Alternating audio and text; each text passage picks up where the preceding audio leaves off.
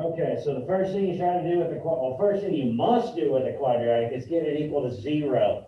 Some of you this year have been putting the 10 on the other side and factoring the left side, the x squared plus 6x. That makes me very nauseous. That is not a math rule. It's against all math rules. If you do that, you're going to miss it no matter what. Okay? So you do not put the 10 on the other side and then factor out the x's. Because there's not, the reason that you can factor out x's from things is because when they equal 0, either this term has to be a 0 or this term has to be a 0 in order to get 0. I am a world famous multiplier 0. Have I shown you that this year? Did you not know I'm famous? Okay, I'm going to show you that I am one of the world's best multipliers of 0 right this second. I'm going to point to somebody. You're going to yell out any number you want. I'm going to give you the answer. 0. 9. 0. 0. See how good I am? Before they even tell me the number, I can multiply it by 0 and get the answer. Pretty amazing. Aren't you all amazed? If you want to leave cash on the table on the way out with your amazement, I'll take it. See how great I am at multiplying by 0? You know what I stink at? I stink at dividing by 0. I'm really bad at dividing by 0. Let me show you. Give me a number to divide by 0. No idea. No idea. I have no idea. Why am I so bad at dividing by 0? You can't do it. That's where the asymptotes come from, those graphs. Those are the values the domain can't be, because it's impossible for anybody to divide by 0. Okay? Now when you get 0 over 0, that's known as an indeterminate value. Those can be fixed. Okay? Those can be fixed to where you can find limits on those kinds. You can't find an actual value there, but you can find a limit using L'Hopital. Okay? Now, if you get infinity over infinity, that's an indeterminate. There's no real answer at that place, but you can find a limit there by using L'Hopital. Okay? All right, so we're going to do this problem right here. So, and again, if it's equal to 0, you get to do this because either this is 0 or this is 0. If you put that 10 over there, what do one of those numbers have to be to get 10? How many numbers would work to get 10? Nope. Huh? Lots more than lots. There's an infinite amount. If I put a point 1 here, or put 1/10, which is the same value, if I say that's what x equals, and I multiply that over and get x plus 6 equals 100, can I get a value for x that would work? If I put 1/100th in here, wouldn't there be another value that would give me 1,000? Yeah, there's not just two numbers. There's an infinite amount in here. You can't find the ones that are going to work when you do this. That's why it's against the law. But because when you have a product of two things that give you 0, we already know one of those two have to be a 0. That's why you'd say x equals 0 or x equals -6. Either one of those two will work in here. Now, do you want to list every single possible number for 10?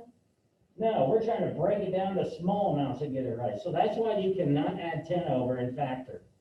So quit doing that because it makes me nauseous. And some of you have done it more than once, even though I write on your paper, you can't do this. You're breaking math law. You go to math jail. All right, so we try to factor this. So I don't know what you've been taught. I really don't. So I'm going to show you how I know you can't factor this. First of all, what we used to do back in the day was we used what's called guess, check, and revise method. So you would say, what times what gives me x squared? Well, you only got one option there. You got x times x. That's your only option. Then you look at this last sign. If this last sign is negative, the only way to get a negative is take a positive number times a negative number to get a negative. So I know the signs. And then the factors of 10. Well, you got 1 and 10. You got 2 and 5, and that's it. So you could try 1 here, 10 here. You get -9 in the middle when you check the insides and the outsides. -9x. That's not what I want. I want 6. If you flip-flop these, you put the 10 here and the 1 here, the only thing that does is changes this to a positive. Okay? I hope you guys already know this. I'm not sure because I don't think we teach this stuff very well anymore. The other option is try 2 and 5. You put a 2 here and a 5 here. That's going to give me, when I do this inner and outer, that's going to give me negative 3x, which isn't 6, so that doesn't work. And if you switch the 2 and the 5 around, that just gives you positive 3. So I tried every factor over here, it doesn't work. There's another way to check it, and you guys were probably taught this, in that you were supposed to find 2 numbers that give you negative 10 when you multiply and add up to 6. Did you guys do a T-chart like this? So again, you can try negative 1 and 10.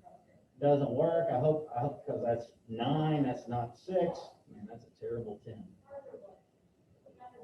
You could try negative 2 and 5, but that's 3. That doesn't work. And if you switch the signs, it just gives you these opposite. That's all the factors, so it doesn't work. Y'all with me so far? So now you got quadratic formula. That's the one you guys are taught the most. So I'm going to do quadratic formula first. And then I'm going to show you the completing the square. And then you make up your mind. You were taught how to complete the square method. But we don't do that very often. I like it because it's faster when the leading coefficient's 1. So you're supposed to know that A is 1 because it's the coefficient in front of the x squared. B is the coefficient in front of what's called the linear term. And by the way, that's called the quadratic term. Linear term, constant. C is the constant. And you're supposed to know the quadratic formula is negative b plus or minus square root b squared minus 4ac all over 2a. If you don't have that memorized, you are behind. Every professor in college would expect every high school kid coming to college to have that memorized. Do we? No. You guys maybe. My pre-calc kids are terrible at this and it drives me crazy. So all we do is plug these numbers in. So I get negative 6 plus or minus square root 6 squared minus 4 times A times C. And then I got people who can't multiply negative 4 and negative 10 here and put minus 40. Please multiply correctly. And then we get 2 times 1, and we get negative 6 plus or minus. We get the square root of 36 plus 40. And that's all over 2. And then we get negative 6 plus or minus the square root of 76 all over 2.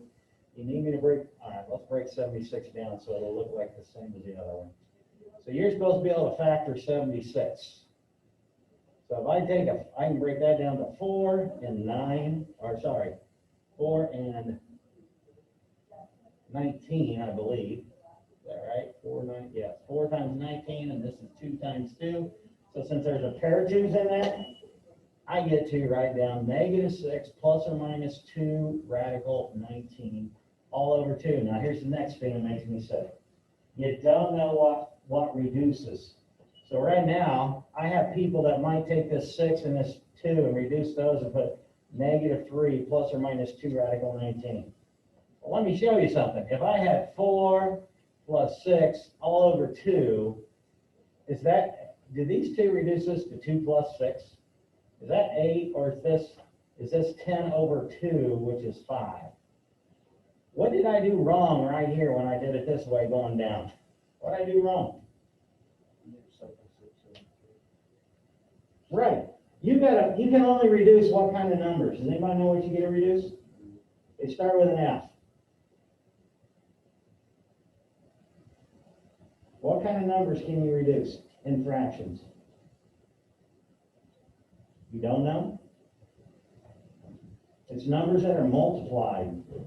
What's that called that starts with an F? Factors. You can reduce factors. So what I could have done here is I could have taken a 2 out of both of these things and had that 2. Do you see that 2 is a factor and 2 plus 3 is a factor? This whole sum is a factor and 2 is a factor. Those reduce. And now I get the same 5 I got over there. You see what's going on here? So if you want to reduce over on this problem, it does reduce. So what you've got to think of is you're going to be factoring out a 2, and that's going to leave you a negative 3 plus or minus radical 19 all over 2, which these 2's reduce. So my answer is negative 3 plus or minus radical 19. Yes? When do you know if it's positive or negative? Like for Well, it maybe if it gives you a point or it gives you part of a graph. You remember the graph where the circle was underneath on that quiz, and you had to do the negative one because that's the part it represented. Yeah. So if they give you a point, or if they give you a graph, then you got to pick whichever one that represents and get rid of the one that doesn't work. Okay. Okay. Is the one you're talking about the one with the triangle finding where B? Yeah. Yeah. So when you had that problem, you had this triangle that looked like this, and this was 8, and this was 0, and your answers were 8 plus or minus the square root of something. 32, I think it was, right? Yes. Why do I remember numbers? I can't remember names to save my life. But anyway, if you're at 8 and you go add square root of 32 on over here, you're over here. Is that breaking this thing up? No, that's not cutting this in half, so it can't be the plus one. But if you're at 8 and you back up 5 point something, you're over here somewhere at 8 minus radical 32. That is breaking this thing up into 2 parts. Okay. So is that answering your question? Yeah. So we have something to determine which one works for the problem we're on. Okay.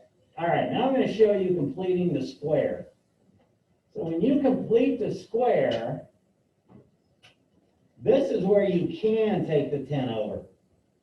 But we're not going to factor what's left on the other side. So I'm going to go back up here. So on that kind, you put all your x's on one side, and you take the constant to the other side. Now we got to make a perfect trinomial, a perfect square trinomial. And the way you do that is you take half of the b. See, b is 6. You take half of the b. So we take b divided by 2, and we square that. So 6 divided by 2 is 3, and 3 squared is 9. So I add a 9 to this side, which means I have to add a 9 to this side to keep it equal. To keep the balance, to keep the equation the same, you do the same to both sides. You've learned that since probably 5th grade, 6th grade.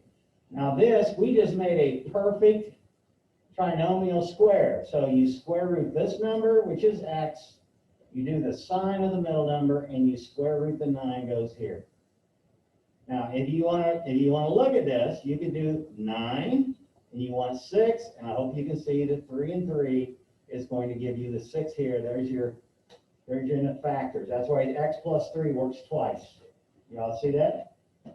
And then over here we get 19. So now what do you do to get rid of a square?